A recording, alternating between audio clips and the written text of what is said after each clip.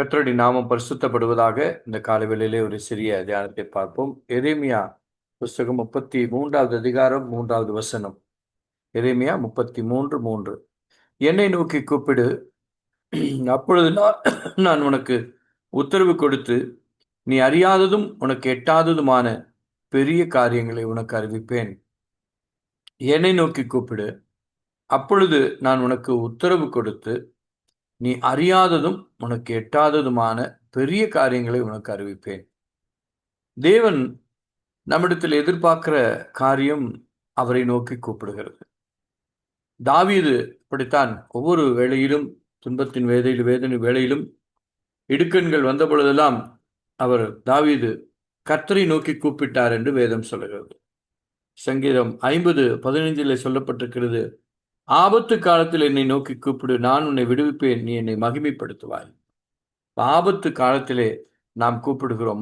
ஒவ்வொரு நாளும் நாம் கூப்பிடுகிற அனுபவம் தேவனிடத்திலே நாம் காணப்பட வேண்டும். எலியா கர்த்தருடைய நாமத்தை சொல்லி கூப்பிட்டான்.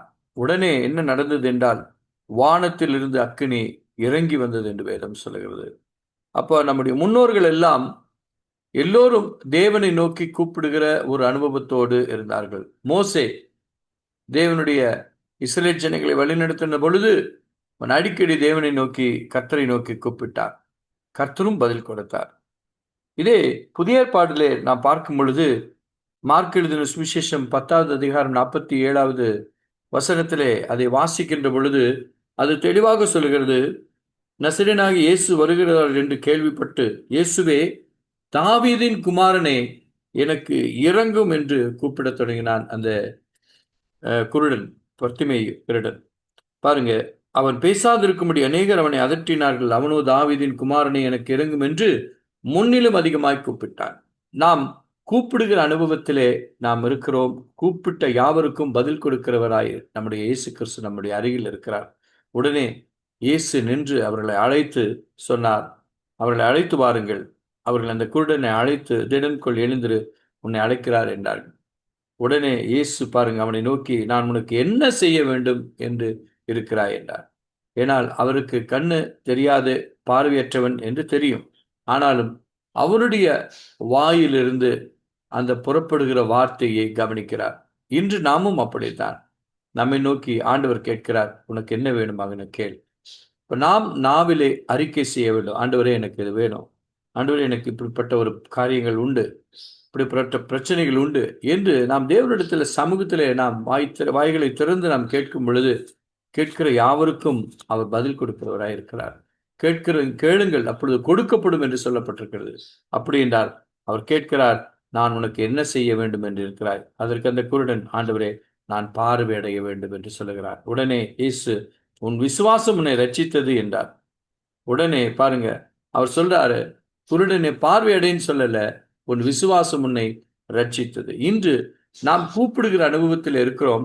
விசுவாசத்தோடு, நம்பிக்கையோடு, முழு இருதயத்தோடு நாம் கேட்க வேண்டும். முழு ஆத்மாவோடும், முழு அன்போடும், முழு இருதயத்தோடும் நாம் தேவனை நோக்கி கூப்பிடும் பொழுது தேவன் நமக்கு பதில் கொடுக்கிறவராய் இருக்கிறார். நம் விண்ணப்பத்திற்கு பதில் கொடுக்கிறவராய் இருக்கிறார். கூப்பிடுகிற யாவருக்கும் அவர் எந்த பாரபட்சமும் பார்க்கறதில்லை. அதான் வேதம் சொல்லுகிறது, யாருக்கும் பாரபட்சம் பார்க்கறதில்லை. தேவன் கூப்பிடுகிற யாவருக்கும் பதில் கொடுக்கிறவராய் இருக்கிறார்.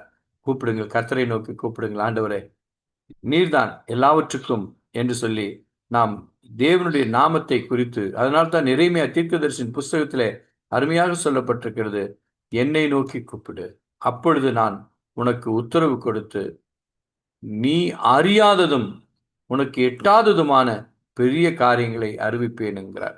அப்போ நம்முடைய ஞானத்திற்கு எட்டாதத, நம்முடைய அறிவுக்கு எட்டாததான காரியத்தை, பெரிய காரியங்களை கர்த்தர் செய்ய ஆயத்தமாக இருக்கிறார். யாருக்கு? கூப்பிடுகிற யாவருக்கும். நாம் கூப்பிட வேண்டும். நம்முடைய எந்த பிரச்சனையானாலும் தேவனை நோக்கி கூப்பிடுங்கள். தேவனே, ஆண்டவரே இந்த காரியத்தில் என்னை விடுவியும், ஆண்டவரே தேவனே இந்த இக்கட்டிலிருந்து என்னை காப்பாற்றும், என்னை ரட்சியும், விடுதலை செய்யும், ஆண்டவரே. இப்படிப்பட்ட ஒவ்வொரு காரியங்கள், நம்முடைய வாழ்க்கையில் அநேக தேவைகள் உண்டு, அநேக விருப்பங்கள் உண்டு, ஆவிக்குரிய விருப்பங்கள் உண்டு, ஆவிக்குரிய நன்மைகள் உண்டு. எல்லாவற்றுக்கும் அவர் பதிலளிக்கிறவராய் இருக்கிறார். இன்று நாம் கூப்பிட தொடங்குவோம். தேவன் உங்களுடைய பதிலை நிச்சயமாய் உங்களுக்கு தருவார். கூப்பிடுகிற யாவருக்கும் அவர் செவி கொடுக்கிறவராயிருக்கிறார், பதில் கொடுக்கிறவராயிருக்கிறார். வேதம் சொல்லுகிறது, எங்கே நாமத்தினால் 2 பேர் 3 பேர் கூடுகிறீர்களோ அவர்கள் நடுவிலே இருக்கிறேன் என்கிறார். அப்ப நாம் கூப்பிடும் பொழுது அவர் நம் நடுவிலே வந்து அவருக்கு அதற்கு செவி கொடுத்து அதற்கு பதில் தருகிறவராயிருக்கிறார். உங்களுடைய வாழ்க்கையிலே கூப்பிடும் பொழுது அவர் பதில் கொடுக்கிறவராயிருக்கிறார். நாம் கூப்பிட ஆரம்பிப்போம். கர்த்தர் உங்களை நிச்சயமாய் உங்களுடைய பதில்களுக்கு எல்லாவற்றுக்கும் அவர் பதில் கொடுக்கிறவராயிருக்கிறார். எல்லாவற்றுக்கும் அவர் நிச்சயமாய் உங்களை ஆசீர்வதிக்கிறவராயிருக்கிறார்.